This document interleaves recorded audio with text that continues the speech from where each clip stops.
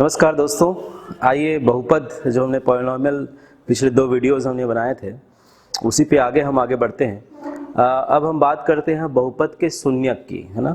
बहुपद के शून्यक क्या होता है?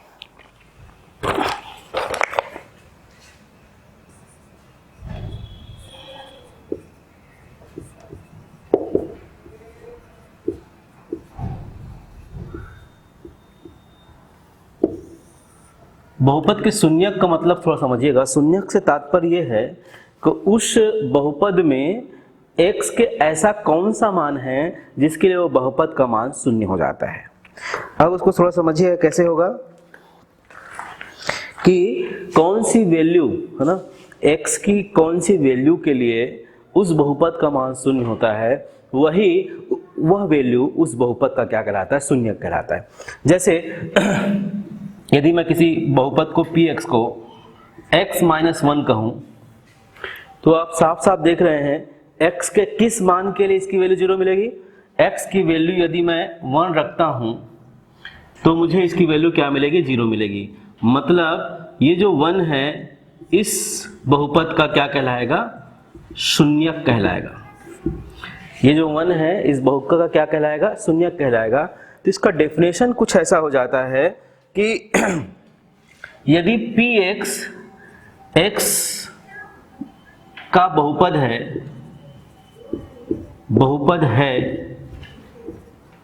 तब k एक वास्तविक संख्या है, k where k is belonging to real number, इस प्रकार है कि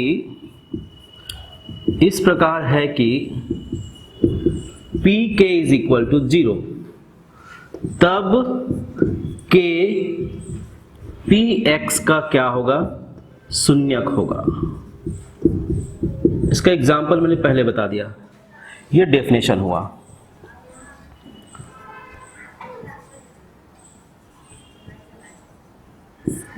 तो यहां पर देखिए बहुपद के शून्यक के बारे में मैंने बात किया आपसे। बहुपद का शून्यक का मतलब ये होता है कोई भी बहुपद जो दिया रहेगा उस बहुपद में x के वैल्यू को, x के ऐसे कुछ मान जिसके लिए वह बहुपद का मान सीधा सीधा क्या हो जाए? शून्य हो जाए। तो एक एग्जांपल मैं लिया कि px इक्वल टू x-1 है। जब x की वैल्यू यहाँ पे 1 पुट करते हैं तो हम पाते हैं क्या कि 1 जो है 1 के लिए ये बहुपद जो है शून्य हो जाता है।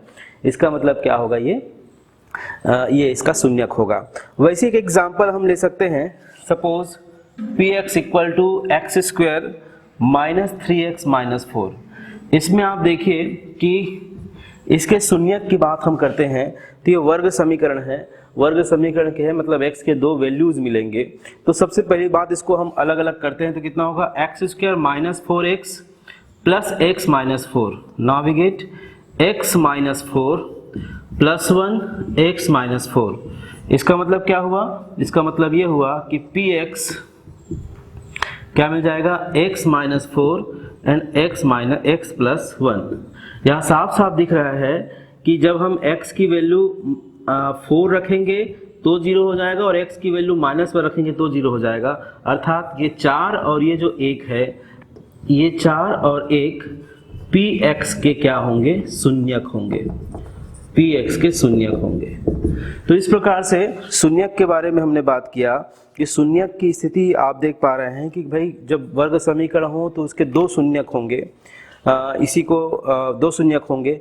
अगर एक रैखिक समीकरण है तो उसमें केवल एक ही शून्यक यहाँ पे देखने को मिलता है।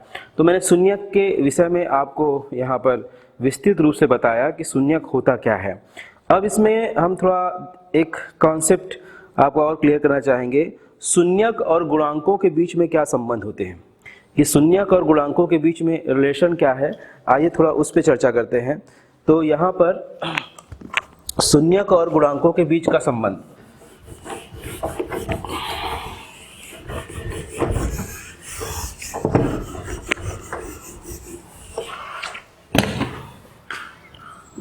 शून्यक व गुणांकों के मध्य संबंध, इसमें अलग अलग कंडीशन है। पहला कंडीशन है रैखिक रैखिक बहुपद के लिए क्या होगा, रैखिक बहुपद में मान लेते हैं कि px is equal to ax plus b, तब इसके शून्यक जो होंगे, शून्यक ये होगा माइनस बी अपॉन ए। इसे हम क्या कहेंगे, बी का मतलब क्या होगा, अचर पद, और ये होगा x के गुणांक। वैसे ही है दूसरा, हम कहते हैं दूसरा है वर्ग समीकरण ax square plus B X plus C. तब इसमें इसके दो शून्यक मान लो अल्फा और बीटा है, तब alpha plus beta is equal to minus B upon A, and alpha into beta ये क्या होगा, सी अपॉन ए। यहाँ पे आप देख पा रहे हैं बी क्या है, x के गुणांक, x के गुणांक है, या यूं कहें इसको अच्छे से लिख देते हैं, माइनस x के गुणांक बटे में क्या होगा, x स्क्वायर के गुणांक। वैसी है अचर पद, और नीचे में a है मतलब x स्क्वायर के गुणांक। इसी प्रकार जो थर्ड है, थर्ड कंडीशन है कि अगर क्यूब वाले इक्वेशन है, क्यूब वाले बहुपद हैं, घात 3 वाले बहुपद हैं, तो बी एक्स स्क्वायर प्लस सी एक्स प्लस डी, इसके सपोज 3 शून्यक अल्फा बीटा गामा हो, 3 शून्यक अल्फा बीटा गामा ये शून्यक है, शून्यक हो, तब इसमें क्या कंडीशन होगा, alpha plus beta plus gamma ये होगा minus B upon A, alpha beta plus beta gamma plus gamma alpha is equal to C upon A, and alpha beta gamma is equal to minus D upon A. तो ये जो conditions हैं इसको आपको हमेशा याद रखना होगा। यह जो अल्फा बीटा गामा जो दिख रहे हैं वह सब क्या हैं, वह है शून्यक हैं उस समीकरण के। अब उस शून्यकों का योगफल क्या होगा, उन शून्यकों का मल्टीप्लिकेशन क्या होगा, इसको जनरली हम लोग मूल भी कह देते हैं। मूल का मतलब है कि उसका सॉल्यूशन। तो alpha plus beta, alpha into beta घात 2 के लिए, घात 1 रैखिक के लिए, और ये आपका वर्ग समीकरण के लिए, ये क्यूब वाली इक्वेशन के लिए, जो शून्यकों का योगफल और गुणनफल का जो रिजल्ट है, अर्थात शून्यक और उनके गुणांकों के बीच में जो रिलेशन होता है वो मैंने बताया। तो ये कुछ चीज़ें आपको दिमाग में रखनी है। सबसे पहली बात, बहुपद क्या है, बहुपद मैंने डेफिनेशन में बता दिया था कि एक या एक से अधिक पद रहते हैं जिसमें चर और अचर का कॉन्सेप्ट रहता है। एक के पावर हमेशा क्या होने चाहिए, हमेशा जो है पूर्ण संख्या होनी चाहिए, 0 से लेकर 1 2 3 एंड सो ऑन। अब यहाँ पर शून्यक की जब हम बात करते हैं तो शून्यक में x के कुछ ऐसे मान जिसके लिए वो बहुपद है का मान क्या हो जाए, शून्य हो जाए।